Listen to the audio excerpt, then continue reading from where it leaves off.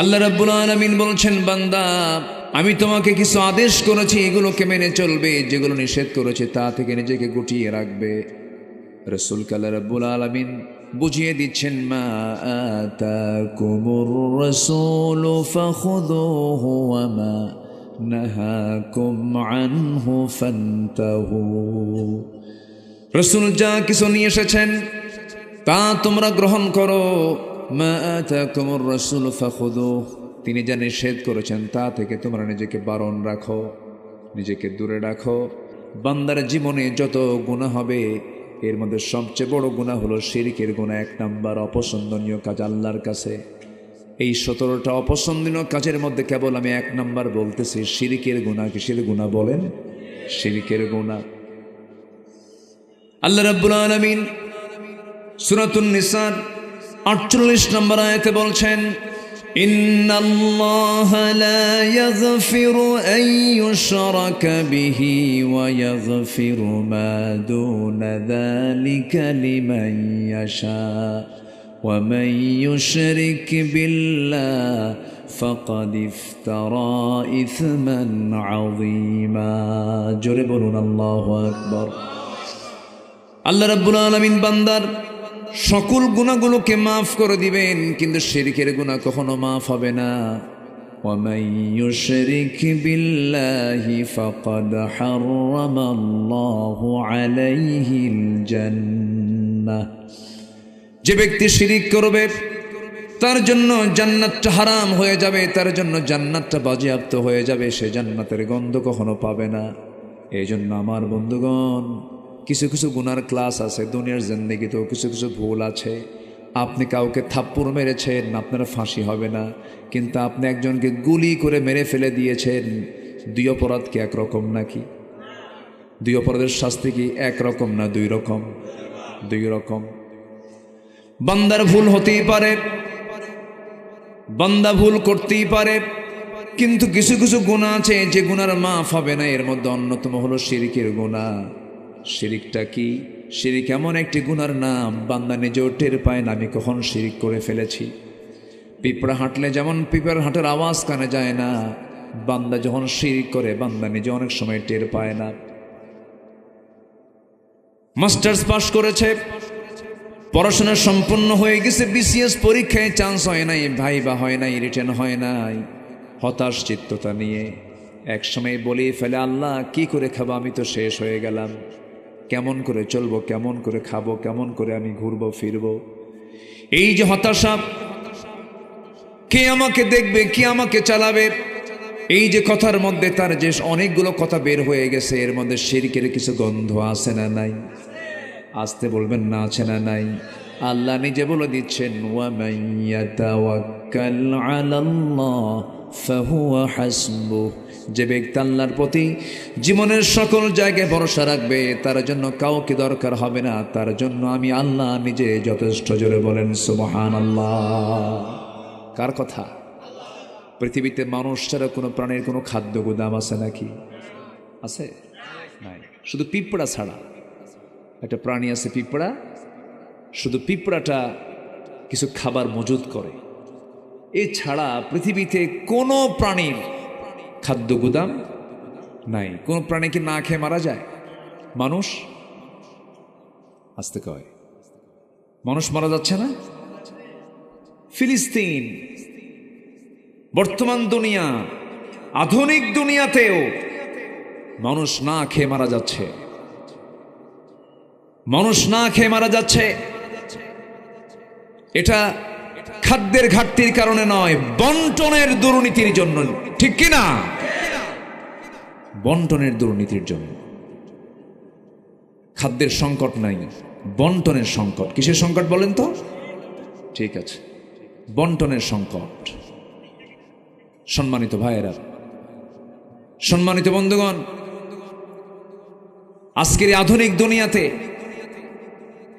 এমনও দেশ আছে মাসের পরে মাস খাবার নাই, পানি নাই। ফিলিস্তিনের ছোট্ট ছোট্ট বাচ্চাগুলো বাপ হারিয়েছে, মা হারিয়েছে, ঘর বাড়ি বোম্বিং করে উড়াইয়া দিয়েছে। সেই ছোট্ট ছোট্ট বাচ্চাগুলো খোলা আকাশের নিচে দাঁড়িয়ে আকাশের দিকে তাকিয়ে বলে, আকাশের মালিক, শুনলাম গোটা দুনিয়াতে নাকি প্রায় 200 কোটি মুসলমান, আজকে আমাদের পেটে কোনো খাবার নাই, আমরা আজকে না খেয়ে আছি। কই পৃথিবীর কোনো মুসলমান তো আমাদের সাহায্যে আমাদের পাশে দাঁড়ায় আসে না, দাঁড়াচ্ছে না। আল্লাহ তোমার আদালতে তাদের বিরুদ্ধে মামলা দিলাম, কি জবাব দিবেন আপনি? সম্মানিত ভাইয়েরা, পৃথিবীর কোন প্রাণী না খেয়ে থাকে না। জলভাগের সেই প্রশান্তের তলদেশে কোন প্রাণী, ছোট্ট ছোট্ট প্রাণীগুলো, এগুলো খাবারের দায়িত্ব নিয়েছেন তিনি কে? এগুলো প্রাণীকে কে খাওয়ান? আল্লাহ খাওয়ান। উড়ন্ত পাখিগুলো, কোনো খাদ্য গুদাম নাই, কেউ না খেয়ে থাকে না। কিন্তু মানুষের মধ্যে এত প্রবলেম কেন? মানুষ তো খাদ্য গুদামও বানিয়েছি, খাদ্যের মজুদও খাদ্যের মজুদও করে থাকে, এরপরও মানুষের এত সংকট কেন? এটার মূল কারণ হলো কোন প্রাণী আল্লাহর আনুগত্যের বাইরে কেউ চলে না। আল্লাহ রাব্বুল আলামিন বলেন, ওয়ালাহু আসলামা মান ফিস সামাওয়াতি ওয়াল আরদ তাওআন ওয়া কারহা। আসমান জমিনে যত প্রাণী আছে সমস্ত প্রাণীগুলো ইচ্ছাই হোক অনিচ্ছাই হোক আল্লাহর কাছে তারা সারেন্ডার করছে, আত্মসমর্পণ করছে। কিন্তু সবচেয়ে বড় প্রবলেম হলো বান্দার ভিতরে। আসতে বলবেন না, জোরে বলেন ঠিক কিনা? বান্দার ভিতরে বুকটা আমার ফেটে যায়। এতগুলো মানুষ, আমার দেশের মুসলমান, বিশ্বের অনেক দেশ সফর করেছে। আমার মনে হয় যদি হিসাব করা হয়, যদি গড় হিসাব করে দেখা হয় কোন দেশের মুসলমান সবচেয়ে কম নামাজি, আমার মনে হয় সেই দিক থেকে বাংলাদেশটাই ফার্স্ট হয়ে যাবে। শুক্রবারের দিনও মুসলমান নামাজে যায় না। জরিপ এসেছে মাত্র 15% মুসলমান হলো নামাজি। এর কারণটা কি? এই 53 বছর বহু নেতার আগমন হয়েছে। নেতাগুলো গরম গরম বক্তৃতা দিয়েছে, জনসভা করেছে, কিন্তু নেতাগুলো তার জনগণকে, তার কর্মীকে নামাজের দাওয়াত দেয় নাই। ঠিক কিনা? ও যুবকরা, তোমরা রক্ত দিয়েছ, দেশকে জুলুম থেকে মুক্ত করেছ, তোমাদের কাছে আমার প্রাণের দাবি, আমি তোমাকে সতর্ক করার জন্য বলছি, যে নেতা তোমার হাতে মদের বোতল তুলে দেবে, যে নেতা তোমার হাতে নারীকে তুলে দিবে, যে নেতা তোমাকে অস্ত্র তুলে দেবে, যে নেতা তোমাকে নামাজের কথা বলবে না, যে নেতা তোমাকে পরকালের ভয়ের কথা বলবে না, ওই নেতা তোমার জন্য দুনিয়াতেও বিপদের কারণ, আখিরাতেও বিপদের কারণ। ওই সমস্ত নেতৃত্বের মুখে তোমরা জুতা মারো, থুতু মারো। ঠিক কিনা? জুতা থুতু মারো। অসৎ নেতৃত্বের বুকে লাথি মারো, সৎ নেতৃত্ব গড়ে তোলো, নিজেকে প্রস্তুত করে নাও। একটা জুলুম থেকে বাঁচার জন্য যদি এই পরিমাণ রক্তের প্রয়োজন হয়, এই কোরআন প্রতিষ্ঠার জন্য আরো পথ আছে না নাই? আরো পথ বাকি আছে না নাই? আছে। আমাদের সংগ্রাম সেই সময় পর্যন্ত চলবে যতক্ষণ না কোরআনটাকে তার সঠিক জায়গায় না পৌঁছানো যাবে। সবাই রাজি আছেন তো? সবাই রাজি আছেন তো? 1000 বছর ওয়াজ করে বেহাপনা বন্ধ করতে পারবেন না। 1000 বছর ওয়াজ করে চিটাগং সিটি থেকে মদের দোকান বন্ধ করতে পারবেন না। 1000 বছর ওয়াজ করে বৃক্ষাবৃত্তির লাইসেন্স আপনি বন্ধ করতে পারবেন না। কিন্তু কোরআনটাকে যদি আমরা জায়গা মতো পৌঁছায় দিতে পারি, কোরআন দিয়ে শুধু নামাজ হবে, কোরআন দিয়ে সমাজ গড়বে না, এমন চিন্তা লালন করা কিছু মানুষ আমার দেশে আছে না নাই? আসতে বলবেন না, আছে না নাই? আছে। কিন্তু কোরআন শুধু নামাজের কিতাব নয়, কোরআন হচ্ছে এমন একটি কিতাবের নাম যা দিয়ে বান্দার জীবনের সকল কিছুর সমস্যার সমাধান নিশ্চিত করতে পারে। আল্লাহু আকবার বলেন। অতএব কোরআনকে শুধু আমরা নামাজের ভিতরে দেখতে চাই না, শুধু তেলাওয়াতে দেখতে চাই না, কোরআনকে শুধু আমরা কাগজের পাতায় আর নামাজের পাতায় দেখতে চাই না, আমরা কোরআনকে দেখতে চাই সমাজের পাতায় পাতায়, প্রত্যেকটা সেক্টরে, সচিবালয় থেকে শুরু করে নিয়ে প্রত্যেকটি অঙ্গনে আমরা কোরআনকে দেখতে চাই। রাজি আছেন কারা কারা? হাত উঁচু করে দেখান।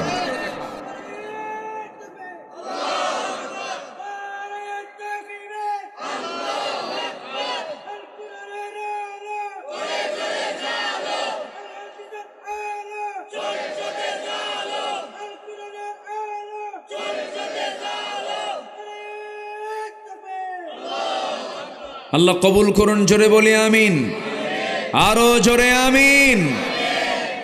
ধোঁকা তো আমরা কম খেলাম না, অনেক ধোঁকা খেয়েছি। এই 53 বছরে যে বৈদেশিক সাহায্য আমার দেশে এসেছে, এর 75% চলে গেছে নেতাদের পকেটে, কোনো কাজ হয়নি। যা ছিল দেশের সম্পদ, এই 16 বছরে 18 লক্ষ কোটি টাকা দেশের ঋণ রেখে ওরা নিজেদের পকেট ভরাইছে, 11 লক্ষ কোটি টাকা দেশ থেকে পাচার করেছে। আমরা সুন্দর করে সাজাতে চাই দেশটাকে, অন্য কিছু দিয়ে নয়। আমরা কারো বাবার আদর্শ প্রতিষ্ঠা করতে চাই না, আমরা কারো স্বামীর আদর্শ প্রতিষ্ঠা করতে চাই না, আমরা প্রতিষ্ঠা করতে চাই কার বিধান? আসতে বলবেন না, কার বিধান? এই চিন্তা লালন করে আমরা সামনের দিকে আগাবো, জোরে বলি ইনশাআল্লাহ। আমাদের সাহায্য করবেন কে? সাহায্য করবেন কে? কিন্তু সাহায্য যে করবেন তিনি, কিন্তু আল্লাহর যদি অপছন্দনীয় কাজ যদি আমাদের মধ্যে থাকে, তাহলে কে সাহায্য করবেন? শিরকের কোনো গন্ধ রাখা যাবে না, শনিবারে বাঁশ কাটা যাবে না। আছে নাকি এগুলো? আছে? হ্যাঁ, এইদিকে রবিবারে। আচ্ছা, আমার ওই এলাকায় শনিবারে। খুব সুন্দর মানুষ আপনারা। শনিবারে বাঁশ কাটা যাবে না, মঙ্গলবারে বিয়ে হওয়া যাবে না, আর বিয়ের দিন, বৃষ্টির দিন বিয়ে হওয়া যাবে না। বৃষ্টির দিন যদি বিয়ে হয়, সারা জীবন ওর চোখের পানি ফুরাবে না। ওই যে বৃষ্টি পড়তেছে, ওর চোখের পানিও ফুরাবে না। এরপরে এরকম শিরকের কথা এরকম বহু আসানা নাই, বলেন তো? আচ্ছা, সম্মানিত বন্ধুগণ, শিরক এটা মারাত্মক গুনাহ। আমার দেশের একটা বিশাল অংশ মাজার দেখলেই মাথা খারাপ হয়ে যায়। আছে নাকি? আছে না নাই বলেন তো? আচ্ছা, চিটাগাংয়ের দিকে কিন্তু আরো বেশি। শুধু মাজার দেখা মাত্র ওদের মাথা গরম। সামনে হয়তো কোনো কবরস্থান পাইছে, রাস্তা দিয়ে ট্রাক নিয়ে যাচ্ছে, ট্রাকের ড্রাইভার চালাচ্ছে, হেল্পার কয় বস সামনে কিন্তু মাজার শরীফ, ব্রেক মারতেই হবে, ব্রেক না মারলে আপনার গাড়ি কিন্তু উল্টে যাবে। দেখে নেন, শিরকের গন্ধ আছে নাকি বলেন তো? শিরক আছে না নাই? আচ্ছা, বস ব্রেক মারেন, ব্রেক মারলো, কসকসে 100 টাকার একখান নোট, সামনে কি রাখে ওটা? বক্স আছে, দান বাক্স, দান বাক্সের মধ্যে দিয়ে বলল বাবা বিপদ থেকে বাঁচাইয়া দিও। বিপদ থেকে বাঁচাবেন বাবা না আল্লাহ? আসতে বলে বাবা না আল্লাহ? যে বলল বাবা বিপদ থেকে বাঁচাও, এটা কি ইমানদারের কথা না মুশরিকের কথা? শিরকের কথা এটা। এগুলো হলো শিরকের গুনাহ। আমার দেশে বহু মাজার আছে, বহু জীবিত ভণ্ড কিছু দুশ্মন আছে, ভণ্ড কিছু শয়তান আছে, ওদেরকে আমি পীর বলবো না, কারণ পীর শব্দটা পবিত্র শব্দ। এই দেশে বহু পীরের আগমন হয়েছে। শাহজালাল ইয়ামিনী, শাহপরান, শাহ মাকদুম, খান জাহান আলী, এই যে বড় বড় আল্লাহর অলিগণ এই জমিনে সবুজ ভূখণ্ডে এসেছেন, তাদের মাধ্যম দিয়ে আমরা ইসলাম পেয়েছি। তাদের ত্যাগ, তাদের কোরবানি কোথায় ছিলেন? ইয়েমেন থেকে এসেছেন দেশে, রাশিয়া থেকে এসেছেন, গোটা পৃথিবীর কত দূর থেকে সব কিছু ছেড়ে দিয়ে হিজরত করে তারা দিন প্রচারের জন্য এসেছেন। আজমির শরীফে শুয়ে আছেন খাজা মঈনুদ্দিন চিশতি রহমতুল্লাহ আলাই, রাজা পৃথ্বীরাজের বিরুদ্ধে মোকাবেলা করেছেন। নিঃসন্দেহে তারা হক ছিলেন, বাতিল শক্তির তারা মোকাবেলা করেছেন, তারা হচ্ছেন হক পীর। কিন্তু আমার দেশে কিছু পীর কেবলা আছে যারা উজুই বোঝে না। আছে না নাই বলেন? কি বোঝে না? ওযু বোঝে না, উজুই করে না। পানির তলে কি বলে? পানির তলে মোমবাতি। হ্যাঁ, কি যে স্লোগানগুলো দেয় ওরা, খাজা দিল কর তাজা, ইসমে জালাল, গাজার কলকি খাওয়া হালাল। জোরে কোন নাউযুবিল্লাহ। বদমাইশ এগুলো। এরপরে মোল্লা মুন্সি নামাজ পড়ে, মারেফত তো বোঝে না, বাবার নামে হালকা দিলে ওযু গোসল লাগে না। মানে ওদের ওযুও নাই, গোসলও নাই। যার ওযু নাই, গোসল নাই, ওকে মানুষ না জানোয়ার? আজ থেকে মানুষ না জানোয়ার? জানোয়ার। জানোয়ারের তো কোনো ওযু গোসল লাগে না। এই সংখ্যা কিন্তু কম না, এই সংখ্যা অনেক। এগুলোকে প্রমোট করার জন্য কিছু ভণ্ড, কিছু বদমাইশ আয়াত ছাড়া হাদিস ছাড়া মনে যা আসে তাই কথা বলতো। এই 15 বছর 16 বছর এই তাফসীর মাহফিলের এই প্ল্যাটফর্মগুলোকে তারা নষ্ট করে দিয়েছিল। আমরা সতর্ক থাকব, অযাচিত কোরআন সুন্নাহ নাই এমন কোন আলোচনা আমরা মঞ্চে শুনতে চাই না। আসতে বলবেন না, জোরে বলুন ঠিক কিনা? এটা খেয়াল রাখতে হবে। আমার বন্ধুগণ, শিরকের কোনো গুনাহ করা যাবে না। আরেকটা শিরক হলো চিন্তাগত শিরক। আমার দেশে বহু মুসলমান আছে এমনটা বিশ্বাস করে নেয়। তারা বলে আমি নামাজ পড়বো আল্লাহর নিয়মে, রোজা রাখবো আল্লাহর নিয়মে, হজ করবো আল্লাহর নিয়মে, আমি আমার ব্যক্তিগত আমল দান সদকাগুলো করবো আল্লাহর নিয়মে, সমাজ আল্লাহর নিয়মে চালাবো না, দেশ সমাজ রাষ্ট্রগুলো দুনিয়ার নিয়মে চলবে। এই চিন্তা চেতনার কিছু মানুষ বুঝি বাংলাদেশে নাই। আসতে বলবেন না, আছে না নাই? আছে। তারা লালন করে যেটাই ধর্ম ধর্মের জায়গায় থাকবে, রাষ্ট্র রাষ্ট্রের জায়গায় থাকবে। না না, রাষ্ট্রের জায়গায় ধর্ম থাকবে না, ধর্মের জায়গায় রাষ্ট্র থাকবে না, তা হবে না। বরঞ্চ রাষ্ট্র আছে যেখানে, ধর্ম আছে সেখানে, ধর্ম থাকবে সেখানে, রাষ্ট্র থাকবে যেখানে। দুটোকে পৃথক করার কোনো সুযোগ নাই। যেই দিন থেকে রাষ্ট্র থেকে দিনকে সরানো হয়েছে, সেদিন থেকে স্বৈরাচারী শুরু হয়ে গেছে। আমার বন্ধুগণ, আমার ভাইরা, আমরা নামাজ যেমন আল্লাহর নিয়ম কানুন দিয়ে আমরা পড়ি, নামাজের মধ্যে কোনো নিয়ম ভঙ্গ হলে নামাজ কবুল হবে না। ঠিক তেমনি সমাজ চালাতে নিয়ে, রাষ্ট্র চালাতে নিয়ে আল্লাহর নির্দিষ্ট বিধান আছে না নাই বলেন? আসতে বলবেন না, আছে না নাই? কিন্তু সেই বিধানকে যারা লঙ্ঘন করবে, সে আইন কানুনকে যারা না মেনে শুধু ব্যক্তিগত জীবনে ইসলামকে মানতে চায় কিন্তু রাষ্ট্রীয় জীবনে ইসলামকে মানতে চায় না, রসুলকে দাড়িতে মানতে চায়, টুপিতে মানতে চায়, আতরে মানতে চায়, মিষ্টি খাওয়াতে মানতে চায়, কিন্তু নবীজি যে দিন কায়েমের জন্য যে উহুদের ময়দানে দাঁত ভেঙেছেন, রক্ত ঝরিয়েছেন, সেই দাঁত ভাঙ্গা সুন্নতকে অনেকে মানতে চায় না। আছে না নাই? কি আছে কি না বলেন? আছে। যারা ইসলামকে একটা জায়গায় মানতে চায়, আরেকটা জায়গায় মানতে চায় না, যারা রসুলকে নামাজে মানতে চায়, রোজায় মানতে চায়, দাড়িতে মানতে চায়, সুন্নতে মানতে চায়, কিন্তু রাষ্ট্রীয় জীবনে রসুলের সুন্নকে মানতে চায় না, ওটা নবীর উম্মত নয়, ওটা ভণ্ড, ওটা প্রতারক। ঠিক কিনা? আমার কথা কি মন খারাপ করছেন? সম্মানিত ভাইয়েরা, সম্মানিত বন্ধুগণ, আমরা শিরকের ধারে যাব না। যদি এমন চেতনা কেউ লালন করে, সে মুশরিক। আমরা আইন মানব কার? আসতে বলবেন না, আইন মানব কার? এক জায়গায় না, সব জায়গায়। সব জায়গায় আমার আল্লাহর আইন মানতে হবে। একটু জিকির করি, লা ইলাহা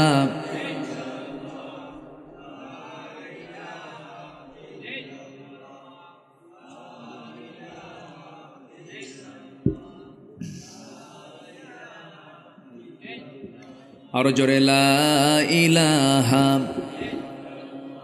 আরো জোরে, লা ইলাহা,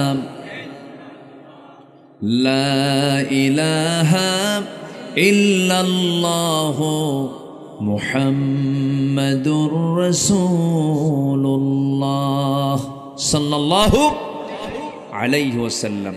আল্লাহর অপছন্দনীয় কাজ যেন আমি কয়টা বলেছি বলেন তো? মনে আছে আপনাদের?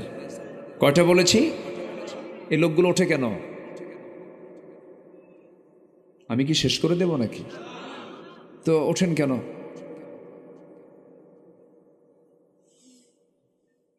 বসুন। আচ্ছা, মাহফিলে বসা আগে দরকার না ধৈর্য ধরা আগে দরকার? বসা আগে দরকার না ধৈর্য আগে দরকার? ধৈর্য। বসুন। সময় তো বহু জায়গায় বহু ব্যয় করি, সারা বিকাল চলে যায়, চার আড্ডা শেষ হয় না, কি ঠিক কিনা? সি বিচের সামনে ঠ্যাং পশ্চিম দিকে দিয়া কি মোরাকাবা মুশাহাদায় বসে থাকে ঘন্টার পরে ঘন্টা, আছে না? আছে। কত সময় তো এদিক সেদিক চলে যায়। আপনি কি জানেন এই জায়গার কতটুকু বরকত? যতক্ষণ বসে থাকবো ততক্ষণ আমার আপনার আমল নামা থেকে গুনাহগুলো ঝরতে থাকবে। জোরে বলি সুবহানাল্লাহ। বরকতময় জায়গা এটা। আমরা এই অপছন্দনীয় কাজগুলো জেনে যাই, যেন এই কাজগুলো আমাদের জীবনে যেন না আসতে পারে। আমি যদি সমস্ত কাজগুলোকে নিজের জীবন থেকে মাইনাস করতে পারি, জান্নাত পেতে বেশি বেগ পেতে হবে না। এগুলো পরামর্শগুলো মূলত কে দিয়েছেন? আসতে বলবেন না, কে দিয়েছেন? আল্লাহ দিয়েছেন। নাম্বার 2 হলো যারা মুনাফিকি করে। মুনাফিকি হচ্ছে আল্লাহর কাছে সবচেয়ে অপছন্দনীয় একটা কাজ। আল্লাহ রাব্বুল আলামিন মুনাফিকের শাস্তিটাকে সবচেয়ে বেশি রেখেছেন। মুনাফিক এমন একটি বদগুণ, এমন একটা খারাপ গুণ, একটা মুনাফিক নিজেও আরেকজন মুনাফিককে দেখতে পারে না। মুনাফিক আরেক মুনাফিককে বলে তুই তো বেটা মুনাফিক, ও নিজেও কিন্তু মুনাফিক। আল্লাহ রাব্বুল আলামিন মুনাফিকের শাস্তি নিয়ে তিনি নিজেই বলতেছেন, ইন্নাল মুনাফিকিনা ফিদ দারকিল আসফালি মিনান নার ওয়ালা তাজিদ লাহুম নাসীরা। জোরে বলুন আল্লাহু আকবার। মুনাফিকরা জাহান্নামের সবচেয়ে নিম্ন স্তরে অবস্থান করবে, তাদের জন্য কোনো সাহায্যকারী থাকবে না। আমার বন্ধুগণ, কাফেরের দ্বারা ইসলামের যতটুকু ক্ষতি হয়েছে, এরপরে মুশরিকের দ্বারা ইসলামের যতটুকু ক্ষতি হয়, ফাসিকের দ্বারা যতটুকু ক্ষতি হয়, তার চেয়ে সবচেয়ে বেশি ক্ষতি হয়েছে এবং হয়ে থাকে মুনাফিকদের দ্বারা। আমার বন্ধুগণ, মুনাফিককে চেনার জন্য আল্লাহ রাব্বুল আলামিন সূরা মুনাফিকুন নামে একটা সূরা দিয়েছেন। মুনাফিকদের চেনার 1 নম্বর দিক হলো আল্লাহ রাব্বুল আলামিন কোরআনে কারীমের মধ্যে তিনি নিজে উল্লেখ করেছেন, মুনাফিককে চিনতে হলে 1 নম্বর ওদের বদগুণ জেনে নাও। ইন্নাল মুনাফিকিনা লাকাযিবুন। মুনাফিকদের 1 নম্বর বদগুণ হলো তারা সবচেয়ে বড় মিথ্যাবাদী হয়। এখন বলুন, যারা মিথ্যা কথা বলে তাদের আল্লাহ তাআলা কি বলেছেন বলেন? আস্তে করে কি বলেছেন? কি বলেছেন? কি বলেছেন? এটা আমার ফতুয়া না, আল্লাহর ফতুয়া। ইন্নাল মুনাফিকিনা লাকাযিবুন। যারা মুনাফিক তারা মিথ্যাবাদী হয়। আমার নবী যাবার ব্যাখ্যা দিতে নিয়ে বলেছেন, ইযা ওয়াদা আখলাফা ওয়া ইযা তুমিনা খান। যখন সে ওয়াদা করে ওয়াদা ভঙ্গ করে, যখন তার সামনে কোনো আমানত রাখা হয় আমানতের খেয়ানত করে ফেলে, আর যখন সে কারোর সঙ্গে কথা বলতে যায় বেফাস কথা বলে, মুখ খারাপ করে কথা বলে, এই 4টা বদগুণ আছে যার, মুনাফিক সে হয়ে যায়। মুনাফিকের লক্ষণ হলো 4টা। আমার বন্ধুগণ, এখন আমি প্রশ্ন করব, আমার দেশে বুঝি একটা মুনাফিকও নাই? তো পেকুয়া নাই? হ্যাঁ, পেকুয়া আছে? এত সুন্দর মাহফিল, কেউ নড়ে না চড়ে না, আলহামদুলিল্লাহ বসে আছেন। শান্ত হও। কি হয়েছে? কি হয়েছে? এত ফুল কেন? এগুলো কি ফুল? কি তাজা ফুল না প্লাস্টিক ফুল? এই জন্য এত নড়ে। রেখে দেন। তারা সুন্দর করে কোরআনের বাগানটাকে সাজিয়েছে, বলি আলহামদুলিল্লাহ। জি, বসে পড়ুন, বসুন। আলহামদুলিল্লাহ। আমাকে সময় দিচ্ছেন তো নাকি? কেবল 1 ঘন্টা গেল, 1 ঘন্টা চলছে। পয়েন্ট চলতেছে কয়টা? বলেন কয়টা পয়েন্ট চলতেছে? আরো আছে কয়টা? ওয়াজ কি শুরু না শেষ? নুরু, ওয়াজ কি শেষ না শুরু? সময় নিয়ে বসুন। আমরা আজকে 17টা পয়েন্ট একটা একটা করে শিখে যাব। জোরে বলি ইনশাআল্লাহ। তাহলে মিথ্যা কথা বলে যে মুনাফিক, কি ঠিক কিনা বলেন? এটা কি আমার ফতুয়া না আল্লাহর ফতুয়া? আমরা তো কেউ মিথ্যা কথা কই না। হ্যাঁ, মিথ্যা কথা বলি। তাহলে নিজেকে নিয়েও টেনশন আছে না নাই? বলেন, নিজেকে নিয়েও টেনশন আছে না নাই? অন্যকে নিয়ে আপনি টেনশন করবেন কখন?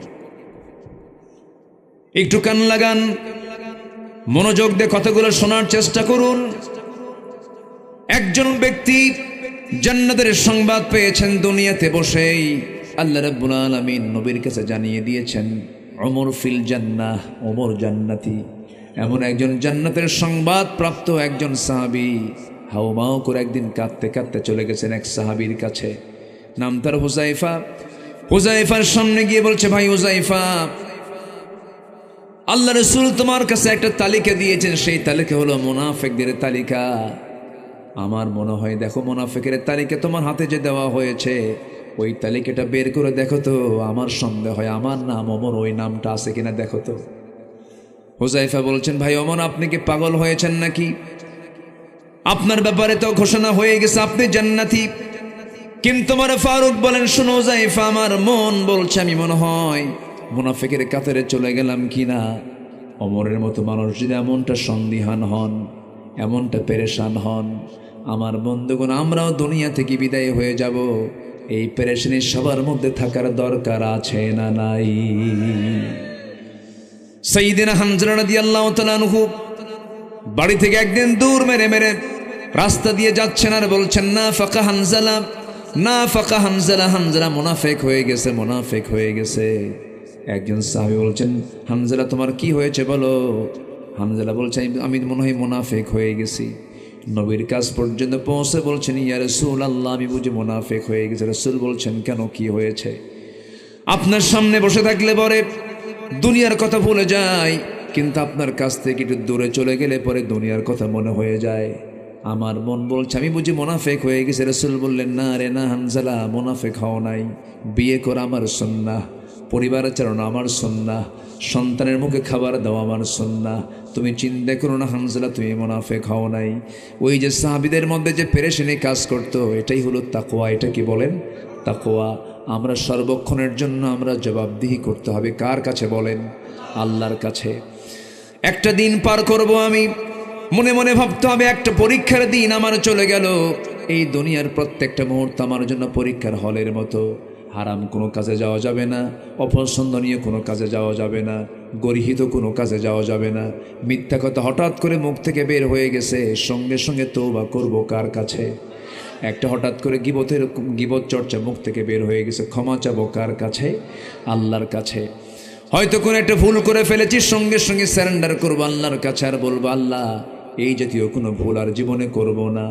আমার বন্ধুগণ, যে বান্দার মধ্যে তওবার পরিমাণ বেশি, যে বান্দার মধ্যে ইস্তেগফারের পরিমাণ বেশি, ক্ষমার পরিমাণ বেশি, আল্লাহর কাছে ইস্তেগফার করে, তওবা করে, আল্লাহ ওই বান্দাকে মাফ করার জন্য প্রস্তুতি নিয়ে নেন। জোরে বলে সুবহানাল্লাহ। মুনাফিকের কোনো লক্ষণ নিয়ে আসা যাবে না। ইমানদারের জবান হবে একরকম, ইমানদারের জবান কখনো পাল্টাবে না, ওয়াদা কখনো ভঙ্গ করবে না, কখনো ঋণগ্রস্ত হয়ে থাকবে না। ইমানদার ঋণ মুক্ত থাকবে, ইমানদার কখনো ঋণগ্রস্ত থাকতে পারে না। আমার বন্ধুগণ, ঋণী দু প্রকার, অভাবের কারণে ঋণী হওয়া আর স্বভাবের কারণে ঋণী হওয়া। আমার দেশে অভাবে ঋণী বেশি না স্বভাবে ঋণী বেশি? বলেন বলেন বলেন বলেন। স্বভাবে ঋণী বেশি। একটা দেখেন না, ঋণ করে থুয়ে দিছে কত টাকা, সালমান এফ রহমান। সব ব্যাংক লুটপাট, হলমার্ক, শেয়ার বাজার সহ সব দখল করেছিল 16 বছর। হাজার হাজার কোটি টাকার মালিক হয়ে লাভটা হলো কি? লজ্জায় মাথা নিচু হয়ে যায়। পালানোর জন্য নবীজির মুখের সুন্নাত দাড়িটা পর্যন্ত কেটে ফেলল। জানেন না আপনারা জানেন না?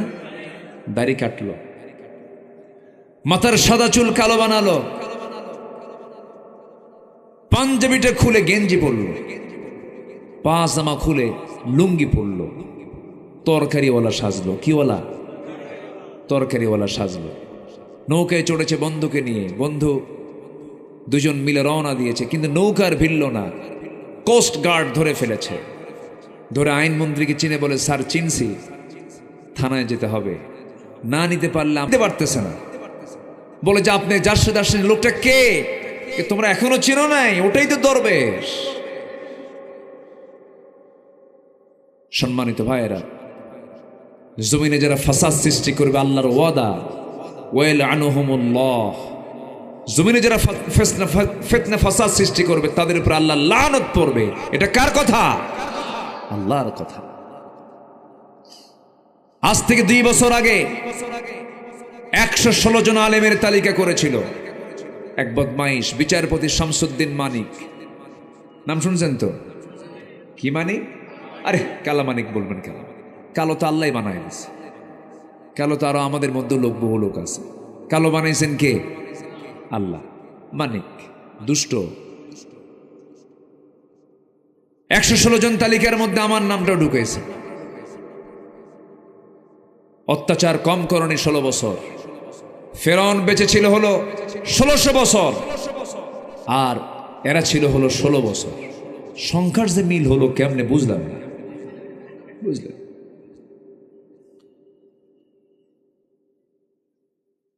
এই 16 বছর কম অত্যাচার করনি। জেলখানায় কোন অপরাধী থাকে নাই। জেলখানায় ছিল সাধারণ মানুষ বেশি না আলেম ওলামা বেশি। আলেম ওলামা, আলেমদেরকে নিয়ে যে পরিমাণ টর্চার করা হয়েছে, এই বিগত 16 বছর থাকার আগে 5 বছর যখন ছিল, 1996 সালে যখন তারা প্রথম আসে, ওই সময় আমাকে প্রথম মামলার আসামি করা হয়। এই গভর্নমেন্ট ক্ষমতায় আসার পরেও বিগত 16 বছর যে ছিল, ওই সময় আমার বিরুদ্ধে মামলা করা হয়। এই কালামানিক, আমি তো কালামানিক বলে ফেললাম, মানে নামটা ফেমাস হয়ে গেছে, তখন কি করবেন এখন? আচ্ছা, ও আমার নামে তালিকা করলো। নির্বাচনের আগ দিয়ে 2018 সালে হঠাৎ করে আমার বাড়ি ঘেরাও করে ফেলছে। ঘেরাও করে সাদা পোশাকধারী বলল যে আমরা প্রশাসনের মানুষ। আমি প্রশাসন না, সন্ত্রাস আল্লাহ জানে। ধরে নিয়ে আমাকে থানায় নিয়ে গেল। মামলা খান দিয়ে বলল, হুজুর কয়েকদিন ঘুরে আসে। জেলখানায় ঢুকায় দিল। ঢুকলাম, ঢুকে মাত্রই দেখি সামনে এক মুরব্বী, 80 থেকে 90 বছর বয়স, এক বুড়া মানুষ আমার দিকে লম্বা একখান সালাম দিয়ে বলল, হুজুর আপনি জেলখানায়? খুব খুশি হলাম। তো বললাম যে ঢুকলাম জেলখানায়, আপনি খুশি হলেন কেন? কেউ ওয়াজ শুনতে যায়, কত দূর থেকে ওয়াজ শুনি, মোসাফা করতে পারি না, কথা বলতে পারি না, তা আপনি এত সুন্দর আমার কাছে এসে ধরা দিলেন, তো এটা কি আমার দুঃখের সংবাদ না আনন্দের সংবাদ? সম্মানিত ভাইয়েরা, আমি তাকে বললাম, চাচা আপনার মামলা কি? তো বলে, বাবা আমার মামলা হলো বিস্ফোরক মামলা, আমি বোমা মারছি, বোমা। বলেন তো 85-90 বছরের মানুষের কি হাতের ফিটনেস থাকে? ও মারতে যাবে একদিক, উল্টো ওর গায়ের উপরে পড়বে। এই চিত্রায়িত হয়েছে 16 বছর। সম্মানিত বন্ধুগণ, সেই বিচারপতি মানিক আলেমের তালিকা করতে গিয়েছে, 2 বছর পার হয়নি। পালানোর জন্য সে ত্রিপুরা হয়ে দিল্লি যাবে। সিলেটের মানুষ তাকে ধরে মোটামুটি আপ্যায়ন করেছে, মেহমানদারি করেছে। উত্তম মাধ্যম দিয়ে শেষ পর্যন্ত বিসি শুদ্ধ আউট করছে। সম্মানিত বন্ধুগণ, সম্মানিত ভাইয়েরা, ওরা যেমন আমাদের 16 বছরের তালিকা করেছে, প্রত্যেকটি মুহূর্ত ত্রাস সৃষ্টি করেছে। আমরা সুস্পষ্ট জানান দিতে চাই, এই বাংলার সবুজ ভূখণ্ডে ইখতিয়ার উদ্দিন মোহাম্মদ বিন বখতিয়ার খলজির এই দেশে, শাহজালালের এই দেশে, শাহ মাকদুমের এই দেশে যারা নাস্তিক্য চেতনা লালন করতে চায়, যারা আল্লাহ বিরোধী রসুল বিরোধী কোন চেতনাকে প্রমোট করতে চায়, তাদের আমাদের এখন তালিকা করার সময় হয়েছে। ঠিক কিনা বলেন? জাহাঙ্গীরনগর ইউনিভার্সিটি একটা পবিত্র শিক্ষাঙ্গন, মনে আছে কিনা আপনাদের জানা আমি জানি না। এক কুখ্যাত ছাত্র, তার নামও মানিক, 100টা নারীর জীবন ধ্বংস করে, 100 জন নারীকে ধর্ষণ করে, ছাত্রীকে ধর্ষণ করে, ধর্ষণের সেঞ্চুরি উপলক্ষে সে ক্যাম্পাসে এসে সাংবাদিক সম্মেলন করে সে মিষ্টি বিতরণ করেছে। আমাদের দাবি হলো এই সমস্ত কুলাঙ্গারদের প্রকাশ্যে ঝুলে রেখে ওদের রক্ত মাংস হাড় হাড্ডি কুত্তা বিলাই দিয়ে খাওয়ানো দরকার। রাজি আছেন কারা কারা? হাত উঁচু করে দেখান মুসলমান।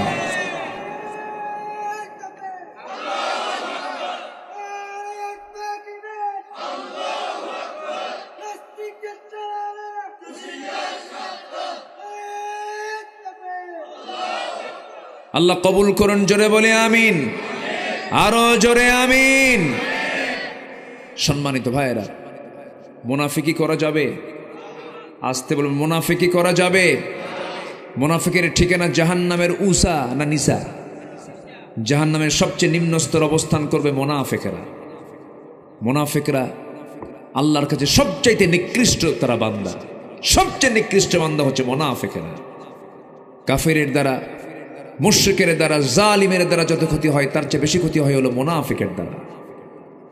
আমার নবীজিকেও সবচেয়ে বেশি কষ্ট দিয়েছে কারা বেশি বলেন তো? মুনাফিকেরা। বদর যুদ্ধের উস্কানি দিয়েছে মুনাফিকেরা, উহুদ যুদ্ধের উস্কানি দিয়েছে মুনাফিকেরা, খন্দকের যুদ্ধের উস্কানি দিয়েছে মুনাফিকেরা। আমার নবীজি মদিনায় থাকাকালীন চতুর্দিকে মুনাফিকরা বসবাস করেছে, ইহুদিদের সঙ্গে যোগসাজশ করেছে, যুদ্ধে আগায়া দিয়েছে তারা। মুনাফিকের নবীর সঙ্গে বহু মুনাফিকি করেছে, নামাজও পড়েছে তারা। নবীজির বয়ান শুনে শুনে চোখের পানি পর্যন্ত ফেলেছে। আমার নবীজির বয়ান শুনে মুনাফিকদের চোখের পানিতে গাল ভিজে গেছে, দাড়ি ভিজে গেছে। নামাজ পড়েছে, রোজাও রেখেছে, দানও করেছে, কিন্তু জায়গা মতো সময়ে গিয়ে তারা মুনাফিকি করেছে।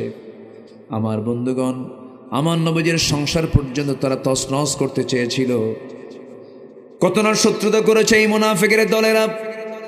আমার নবীজি মুনাফিকদের ব্যাপারে এতটাই কঠোর ছিলেন, মহান রব্বুল আলামিন তাকেও নির্দেশ দিয়েছেন, ইয়া আইয়ুহান নাবিয়্যু জাহিদিল কুফফারা ওয়াল মুনাফিকিনা ওয়াগলুয আলাইহিম ওয়া মাআওয়াহুম জাহান্নাম। জোরে বলুন আল্লাহু আকবার। হে রাসূল, আপনি কাফিরদের বিরুদ্ধে মোকাবেলা করুন, মুনাফিকদের বিরুদ্ধে মোকাবেলা করুন। মুনাফিকদের ব্যাপারে আপনি কখনো নরম হবেন না, কঠোর হবেন, কারণ মুনাফিকদের ক্ষতি ইসলামের দ্বারা, ইসলামের সবচেয়ে বেশি ক্ষতি হয় মুনাফিকদের দ্বারা। আমার দেশের কিছু মুনাফিক আছে, দীর্ঘ 16 বছর ওই সময়টা পার করেছে, মাথায় টুপিও ছিল, মুখে দাড়িও ছিল, একটা মামলা তো দূরের কথা, একটা গায়ে আঁচড় পর্যন্ত লাগে নাই, যায় নাই, 16 বছর যায় নাই। কিন্তু চোরের মায়ের, আসতে কোন চোরের মায়ের বড় গলা। আমার বন্ধুগণ, আমার নবীজির পারিবারিক জীবনের একটা কথা আমার মনে পড়ে গেল। মুনাফিকরা কত ভয়ঙ্কর দেখেন, যদিও জানা কথা, একটু বোঝানোর জন্য আবার রিপিট করছি, একটু মনোযোগ দিয়ে শুনবেন। আমার নবীজি মদিনা থেকে সাহাবায়ে কেরামকে নিয়ে কোনো একটা অভিযানে বের হলেন। সেই অভিযান থেকে আবার ফেরার পথে নবীজি একজন সাহাবীকে দায়িত্ব দিয়ে বলেন, সাহাবী শোনো, এই জায়গা থেকে মদিনায় যাওয়ার পথে এতগুলো সাহাবী, কিছু সাহাবী পথ হেরে যেতে পারে, পথ ভুলে যেতে পারে। সাফওয়ান, তোমার দায়িত্ব হলো যে সমস্ত সাহাবী আমার পথ ভুলে যাবে তাদেরকে ধরে ধরে নিয়ে তুমি তোমার নিজ দায়িত্বে মদিনা পর্যন্ত পৌঁছায়া দিবা। সাফওয়ান বলছেন, ইয়া রাসূলুল্লাহ, ঠিক আছে, আপনার দায়িত্ব, আপনার দেওয়ার দায়িত্ব আমি যথাযথভাবে পালন করব। কিন্তু বাদ তো কেউ পড়ে নাই, বাদ পড়েছেন আসল মানুষ, তিনি হচ্ছেন আমার নবীজির প্রাণ প্রিয় স্ত্রী আয়েশা সিদ্দিকা রাদিয়াল্লাহু তাআলা আনহা। কেমন করে বাদ পড়লেন? ফেরার পথে তিনি ছিলেন উটের পিঠে, পালকির ভিতরে, হাওদার ভিতরে হঠাৎ করে তিনি বলে ফেললেন, ওই উট যিনি চালাচ্ছিলেন তাকে ডাক দিয়ে বলছেন, আমার হাজুদের চাপ এসেছে, প্রকৃতির চাপ এসেছে, আমাকে নামায় দাও। উটটা বসায় দেওয়া হলো, পালকি নামায় দেওয়া হলো। পালকি থেকে, হাওদা থেকে নেমে তিনি আড়ালে চলে গেলেন শৌচকার্য করার জন্য। দেরি হয়ে গেছে, একটু ফিরতে দেরি হয়েছে। আম্মা জান আয়েশা এত চিকন ছিলেন যে, এত কম ওজনওয়ালা ছিলেন যে, যে সাহাবী দায়িত্ব নিয়েছেন সেই সাহাবী ভেবেছেন মনে হয় আম্মা জান আয়েশা ফেরত এসেছেন। হাওদার মধ্যে উঠেছেন, পালকিতে উঠেছেন। পালকিটা আস্তে করে টান দিয়ে তিনি উটের পিঠে বসায় দিলেন, কিন্তু আম্মা জান আয়েশা বাদ পড়েছেন, তিনি টের পান নাই। অর্থাৎ আম্মা জান আয়েশা থাকলেও যে ওজন, না থাকলেও সে ওজনে, এত ওজন শূন্য তিনি ছিলেন। বাদ পড়ে গেছে। আম্মা জান আয়েশা কি রেখে সবাই চলে গেছে। সব যখন চলে গেছেন বহুদূর পর্যন্ত, আম্মা জান আয়েশা এসে দেখেন কেউ নাই। সামনে আস্তে করে চাদর মুড়ি দিয়ে তিনি বসে গেলেন। পর্দার বিধান তখন নাজিল হয়ে গেছে। আম্মা জান আয়েশা মনে মনে চিন্তা করেন, আহারে মনে হয় বিপদে পড়ে গেলাম। তিনি আল্লাহর কাছে দোয়া করছেন, প্রার্থনা করছেন, আল্লাহর ফায়সালা। দূর থেকে লক্ষ্য করে দেখেন কে যেন বসে আছে। ওই দায়িত্বপ্রাপ্ত সাহাবী কাছাকাছি এসে দেখেন কেউ তো বসে নাই। আমার নবীর স্ত্রী আম্মা জান আয়েশা সিদ্দিকা তিনি বসে আছেন।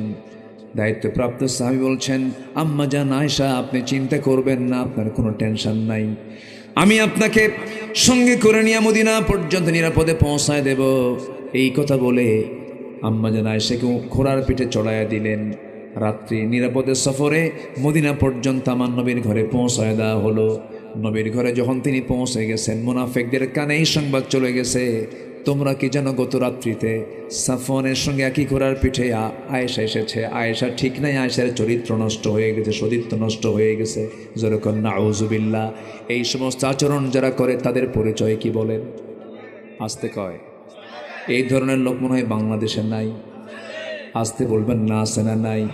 আল্লামা সাঈদীর বিরুদ্ধে মামলা দিয়েছিল, ধর্ষণের মামলা। আরে এই তো শয়তানও মানবে না। শয়তান কবে আমি মিথ্যা কথা কই, কিন্তু এরকম মিথ্যা কথা আমি করি না। দোয়া করে দেব নাকি? একটু বসুন, ঠান্ডা লাগতেছে মনে হয় আপনাদের, অসুবিধা নাই তো? বলি আলহামদুলিল্লাহ। আমার বন্ধুগণ, এই কথা যখন চতুর্দিকে রিউমার ছড়াইয়া দিল মুনাফিকরা, চতুর্দিকে এই নিউজ যখন চতুর্দিকে চলে গেল, নবীর কানের সংবাদ চলে এসেছে অলরেডি। খারাপ কথা আস্তে ছড়ে না, দ্রুত ছড়ে, দ্রুত ছড়ে।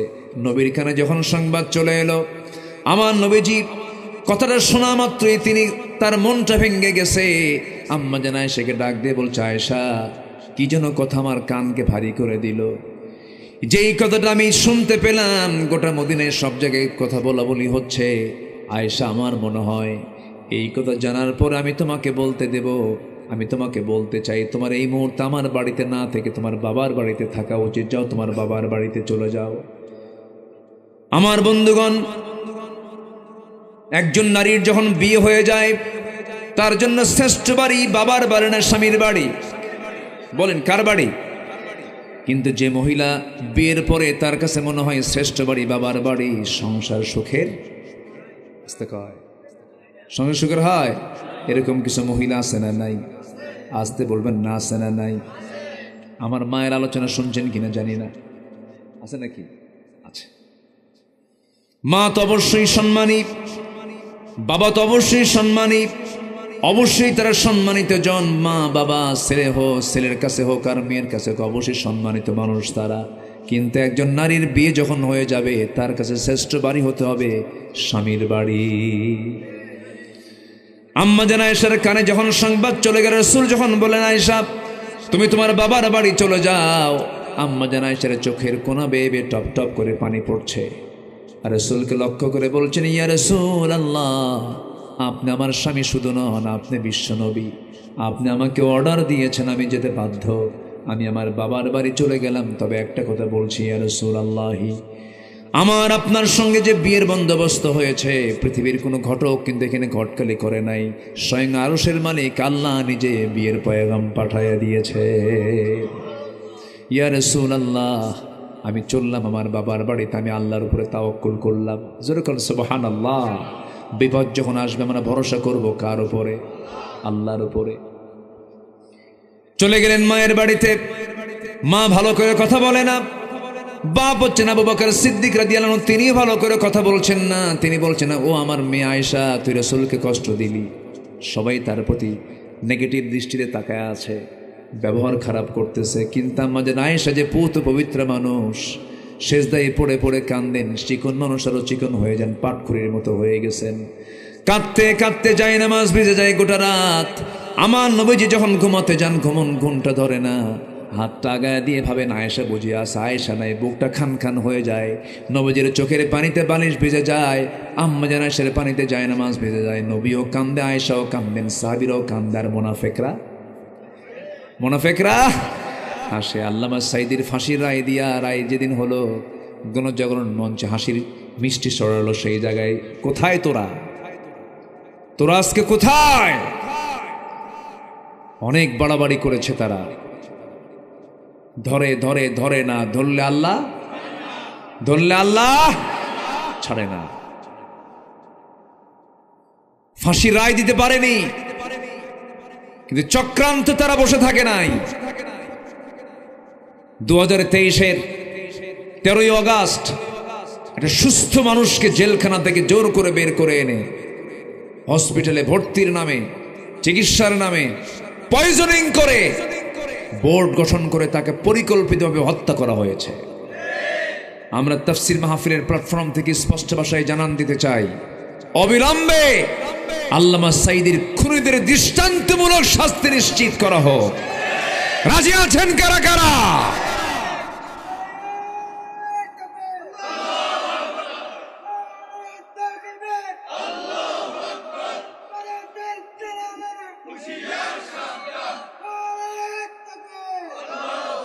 আল্লাহ কবুল করুন। জোরে বলি আমিন, আরো জোরে আমিন। আল্লাহ আছেন না নাই? আসতে বলে আল্লাহ আছেন না নাই? প্রায় লোকই বলতো, না মরা পর্যন্ত আর চেঞ্জ হবে না। বলতো না? আমার কথা কি টের পাচ্ছেন? বুঝতেছেন তো নাকি? না মরা পর্যন্ত কাম হবে না। আল্লাহ কেমনে ধরেন? আল্লাহু আকবার বলেন, আল্লাহু আকবার। ওরা ভেবেছিল কে আছে আমাদের মোকাবেলা করবে? কে আছেন? আসতে বলবেন না, কে আছেন? আল্লাহ আছেন। জুলুম দিয়ে শাসন কখনো টিকসই হতে পারে না।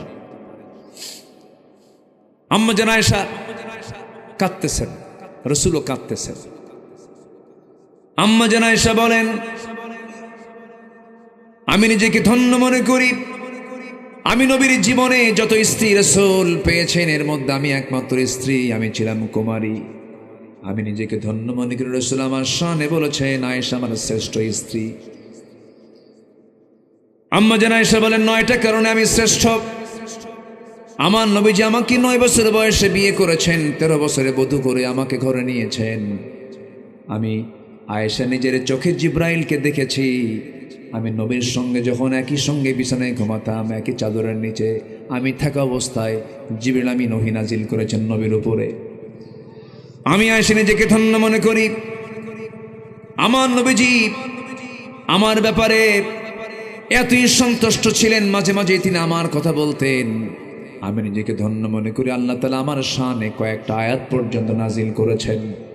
আমি আয়েশা নিজেকে ধন্য মনে করি। আমার নবীজি যখন দুনিয়া থেকে বিদায় নেবেন, আমার ঘরে তিনি ইন্তেকাল করেছেন। আমার সামনেই তিনি কথা বলেছেন। আমার সঙ্গে তার সর্বশেষ কথা হয়েছে।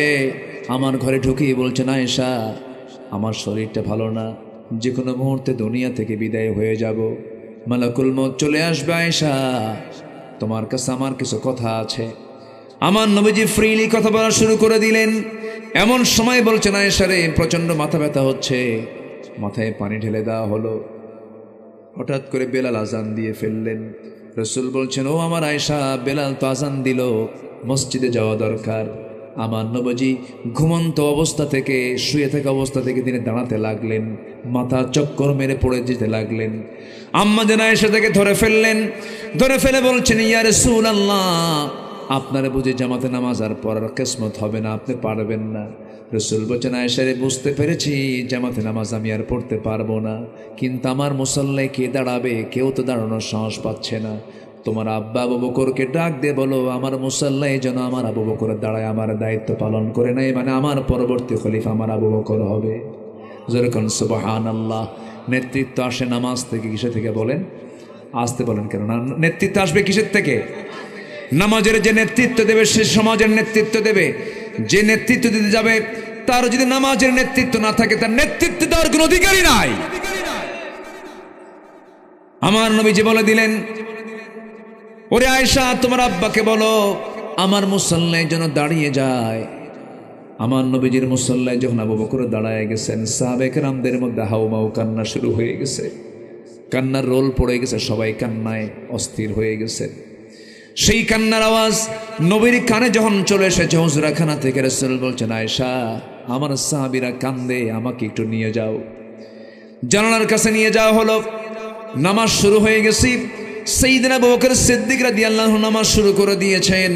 পিছন থেকে সমস্ত মুসল্লিরা সাহাবীরা নামাজ পড়তেছেন।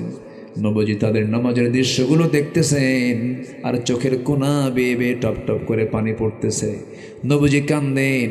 নবীজির চোখের পানিগুলো আম্মা জান আয়েশা মুছে মুছে দিয়ে বলেন, ইয়া রাসূলুল্লাহ, আপনি কান্দেন কেন? তারা তো নামাজ পড়ে। রাসূল বলছেন, আয়েশা রে, মানুষ যখন কান্না করে দুইটা কারণে কান্না করে, একটা হলো চরম দুঃখে কান্দে, আর চরম আনন্দে কান্দে। আমার আজকে কান্নার যে কারণ তুমি বুঝতে পারো নাই, আমার আজকে কান্নার কারণ হলো সবচেয়ে চরম আনন্দের জন্য আমি আজকে কাঁদতেছি। তুমি কি জানো আয়েশা, আমার সাহাবীরা আজকে স্বাধীনভাবে নামাজ পড়তেছে। এই নামাজ আমাকে মক্কার কাফেররা পড়তে দেয় নাই। আমি যখন নামাজ পড়তে গেছি, আমি যখন সালাত আদায় করতে গেছি, রুকুতে গিয়েছি, আমার পিঠের উপর উঠের পচা নারী ভরি চাপায়া দিয়েছে। আমি নামাজ পড়তে গেছি, হাতের মধ্যে পায়ের মধ্যে তারা পুতুল ঢুকায় দিয়েছে, মূর্তি ঢুকায় দিয়েছে, নামাজ পড়তে দেয় নাই। এই নামাজ কায়েমের জন্য আমাকে তায়েফের ময়দানে মার খেতে হয়েছে। এই নামাজ কায়েমের সংগ্রাম করতে গিয়ে দেখো না আয়েশা, আমার দুটো দাঁত নাই। উহুদের ময়দানের দাঁত আমাকে ভেঙে দিয়েছে কাফেররা। তুমি কি জানো আয়েশা, এই নামাজ কায়েমের জন্য আমার কোমরটা আজকে কুঁজা হয়ে গেছে। দেখো না, সোজা হয়ে দাঁড়াতে পারি না। খন্দকে কোদাল মারতে মারতে আমার কোমর কুঁজা হয়ে গেছে। ওরে আয়েশা, এই নামাজ কায়েমের সংগ্রাম করতে গিয়ে দাঁত গেছে, আমার কোমর গেছে। এত ত্যাগ কোরবানির মধ্য দিয়ে আজকে সেই নামাজের পরিবেশ ফিরে পেয়েছি। এই জন্য আমি চরম আনন্দে আমি কাঁদতেছি। আয়েশা রে, আমি বুঝি দুনিয়া থেকে বিদায় নেব। আয়েশা, আমার বাঁচার মনে হয় আর সুযোগ নাই। মালাকুল মউত চলে আসবে, যে কোনো মুহূর্তে আমার ইন্তেকাল হয়ে যাবে।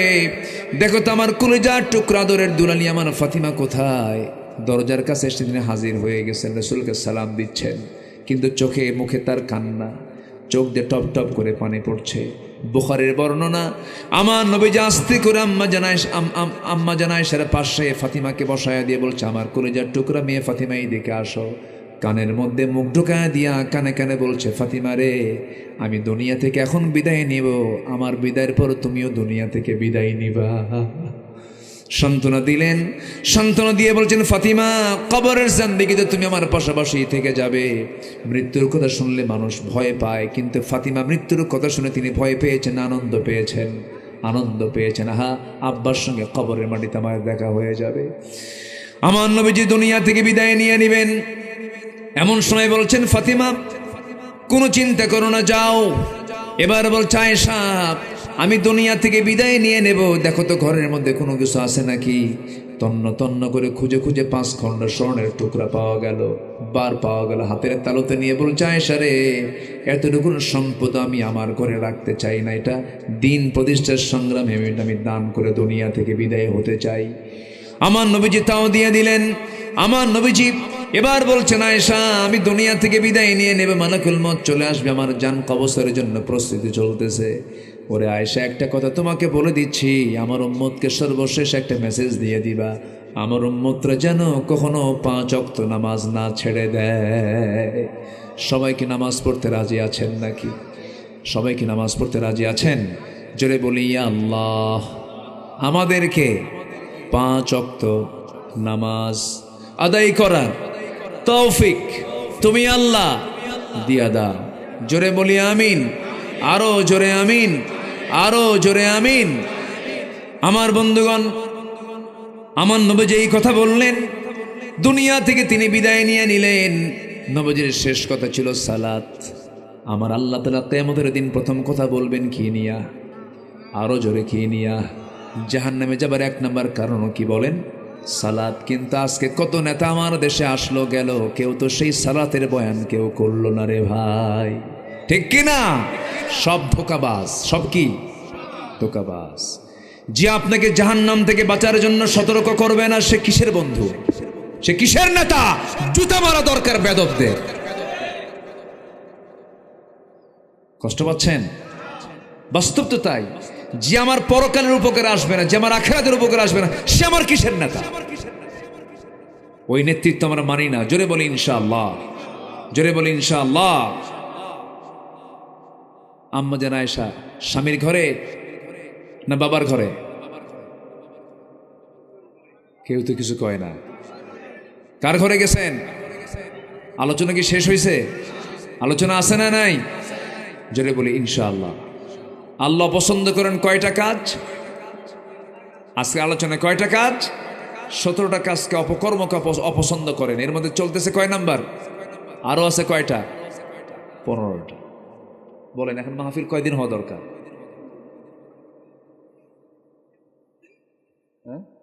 মাহফিল তো 5 দিন হলে ভালো হয়।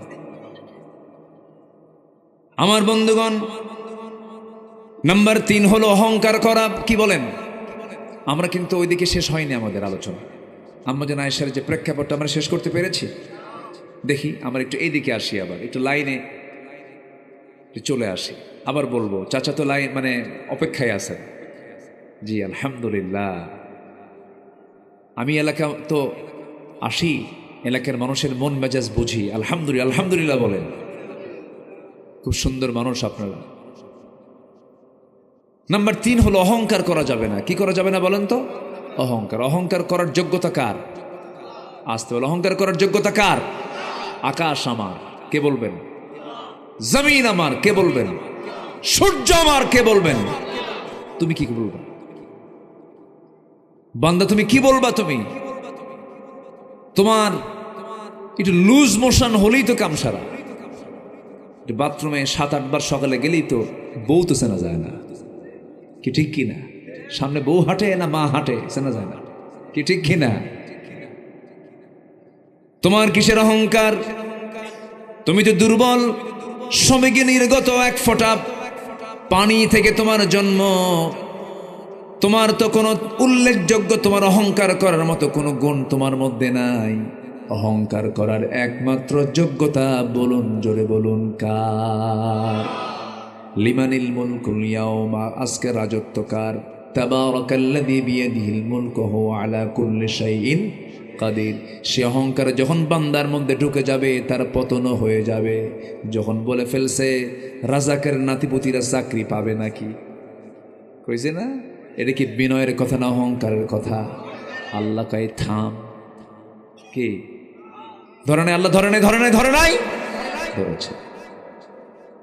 দেশ কি কারো একার? দেশ কি কারো একার না সবার? সবাইকে নিয়ে কথা বলতে হবে। আমার বন্ধুগণ, অহংকার করেছিল ফেরাউন, পানিতে চুবান দিয়ে মেরেছেন। অহংকার করেছিল নমরুদ, ন্যাংরা মশাদে বিদায় করেছেন। অহংকার করেছিল আবু জেহেল, নিষ্পাপ নাবালক সন্তানকে দিয়ে দুনিয়া থেকে তাকে বিদায় ঘটিয়ে দিয়েছেন। আমার বন্ধুগণ, যুগে যুগে যারাই অহংকার করেছে, ক্ষমতার অহংকার দেখিয়েছে, তাদেরকে মুহূর্তের মধ্যে শেষ করে দিয়েছেন তিনি আমার কে? জোরে বলেন, তিনি আমার কে? আল্লাহ। আমার বন্ধুগণ, অহংকার করা যাবে না। আল্লাহ রাব্বুল আলামিন বলেন, লা তামশি ফিল আরদি মারহান ইন্নাকা লান তাখরিকাল আরদা ওয়া লান তাবলুগাল জিবালা তুলা। জোরে বলুন আল্লাহু আকবার। অহংকার করো না, জমিন অহংকার করে চলো না। তোমার অহংকারে তুমি এক চুল পরিমাণ উঁচু হতে পারবে না, জমিন এক চুল পরিমাণ দাবা দিতে পারবে না। তোমার কিসের অহংকার? তোমার অহংকার করা মানায় না। অহংকার করবেন একমাত্র তিনি আমার কে?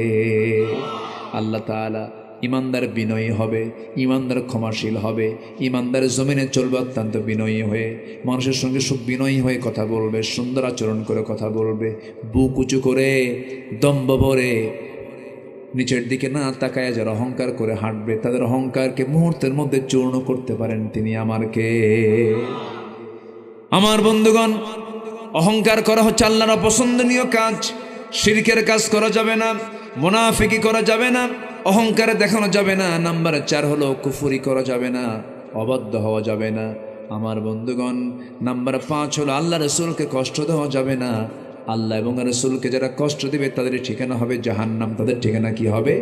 জাহান্নাম। আল্লাহ রাব্বুল আলামিন বলছেন, ইন্নাল্লাযীনা ইউযুনাল্লাহ, মানুষ টাকা নাই, পয়সা নাই, ব্যাংক নাই, ব্যালেন্স নাই, কিচ্ছু নাই। সকালবেলা ঘুম থেকে উঠেই নামাজ পড়ে চলে গেছে জমিতে, কোদাল মারতে মারতে এমন অবস্থা, প্রচণ্ড ক্ষুধা, বাড়িতে এসে আদা সিদ্ধ কোনো কিছুই নাই। সকালবেলা রাতের পোড়া খাবার, রাতের সেই পান্তা ভাত পাতিল ভরা ছিল, সেই পাতিল ভরা এক পান্তা 1 কেজি পরিমাণ পাতিলের সেই পান্তা লবণ দিয়া, পেঁয়াজ দিয়া, শুকনো মরিচ অথবা কাঁচা মরিচ দিয়া এমন মারা মারলো গোগ্রাসে। এক চোটে 1 কেজি পান্তা খাওয়ার পর যখন বলা হয় খাইছো কেমন, পেটের কোনা ফোর্স আরো কেজি হলে ভালো হয়। কি ঠিক কিনা কন? আমার বন্ধুগণ, রিজিক কে দেন? আসতে বলুন, রিজিক কে দেন? তাহলে আপনি সন্তানকে মারবেন কেন? সন্তানকে হত্যা করবেন কেন? আল্লাহ বলছেন এটা আমার কাছে খুব অপছন্দনীয় কাজ। কারণ সন্তান পৃথিবীতে তোমার দিয়েছেন, কিন্তু তোমার সন্তান হতে পারে কিন্তু বান্দাটা কার? বান্দি কার? আল্লাহর বান্দা, আল্লাহর বান্দি। কারণ তারা জিকিরের জন্য দুনিয়াতে আসছে, তুমি জিকিরটা বন্ধ করলা, রাগ করবেন কে? রাগ করবেন কে? বান্দা জিকির করে কার? তুমি কি মারতে পারবা নাকি? তুমি মারতে পারবা না। সন্তান হঠাৎ করে পেটে চলে আসছে, বার্থ কন্ট্রোল তো করেই, এরপরও কাম হয় নাই। সন্তান পেটে চলে আসছে, এখন কি করা যায়? স্বামী চাপ দিয়ে বলে চাকরিটা ছোট, বেতন কম, বাচ্চা পেটে আসছে, বাচ্চা রাখা যাবে না, যা। আছে কিনা? আছে কিনা? ডায়াগনস্টিক সেন্টারে চলে গেল, সন্তান হত্যা করে ফেললো। আল্লাহ বলছেন, লা তাকতুলু আওলাদাকুম খাশিয়াতা ইমলাক নাহনু নারযুকুহুম ওয়া ইয়্যাকুম।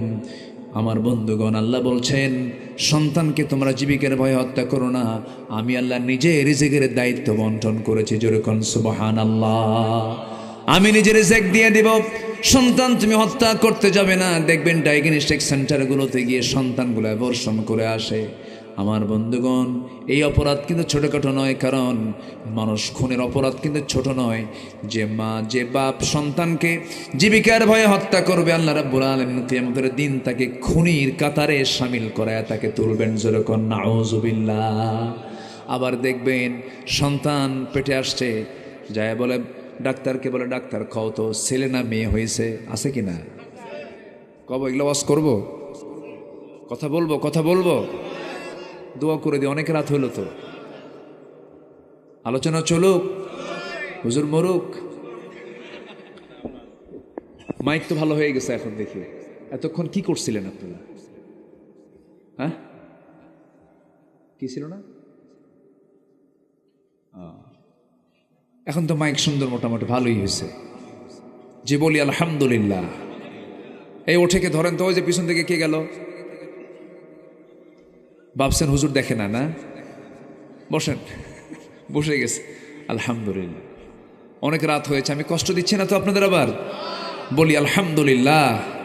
আল্লাহ তুমি শহীদ ওয়াসিমের কবরটাকে জান্নাতের টুকরা বানায় দাও, তার আব্বা আম্মাকে ধৈর্য ধরার তৌফিক দিয়ে দাও। 2টা ছেলে, একটা ছেলে বেঁচে আছে, আল্লাহ তুমি তাকে হায়াতে তাইয়্যিবা দান করো। জোরে বলি আল্লাহুম্মা আমিন। সাথে সাথে আমাদের যে প্রবলেমগুলো আছে, আল্লাহ আমাদের প্রবলেমগুলোকে তুমি আল্লাহ সলভ করে দাও, জটিলতাকে তুমি আল্লাহ সহজ করে দাও। জোরে বলি আল্লাহুম্মা আমিন। জি, সন্তানকে হত্যা করা, সন্তান আপনার হতে পারে, কিন্তু বান্দাটা কার? আল্লাহ।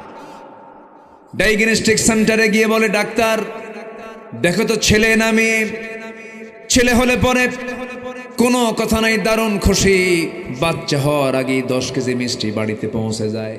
বাচ্চা কিন্তু হয়ই নাই, তার আগে কয় কেজি? 10 কেজি।